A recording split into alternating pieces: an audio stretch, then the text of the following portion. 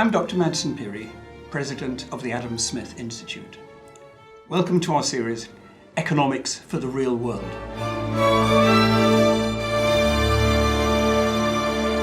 Some governments seek to protect their own country's products by discouraging the import of competing goods.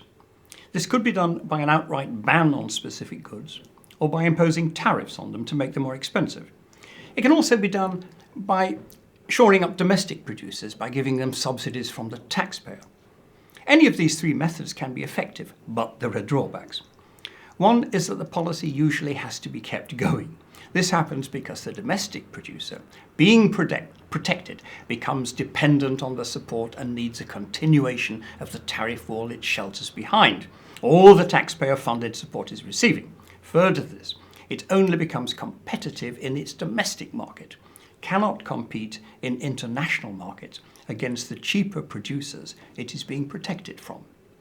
A more serious drawback is this kind of protectionism is not allowed under the rules of the World Trade Organization, the WTO, which most countries are signed up to. Discriminatory tariffs or subsidies can lead to court action by the affected party, and the government guilty of them can face fines. A further drawback is that protectionism by one country risks retaliatory action by its victims. When the US imposed tariffs on certain EU goods, the EU retaliated with tariffs against some US goods.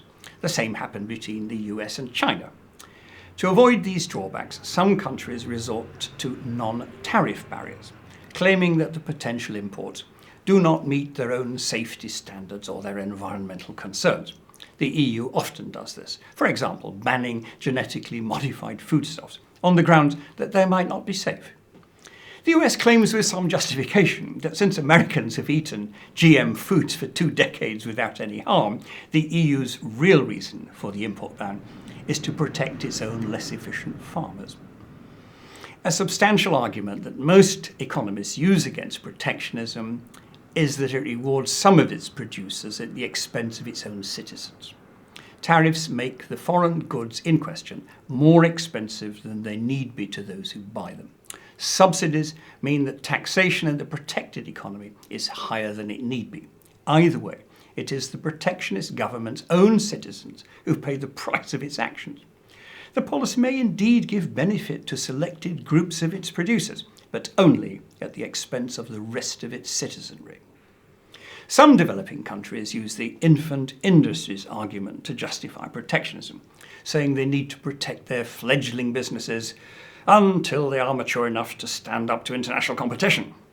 In practice, this often means that their citizens have to pay the higher prices charged by inefficient domestic producers, while those producers do not have the stimulus of competition to make them more efficient. There is a political element in that those in manufacture tend to concentrate in towns and cities. They represent a self-aware interest group that needs to be placated, whereas those paying the higher taxes, the higher prices, tend to be more scattered remotely and do not see themselves as a group which would gain from cheaper import. The strongest argument against protectionism is probably the simplest.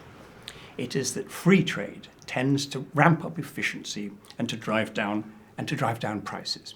It creates wealth where protectionism only serves to stunt its growth.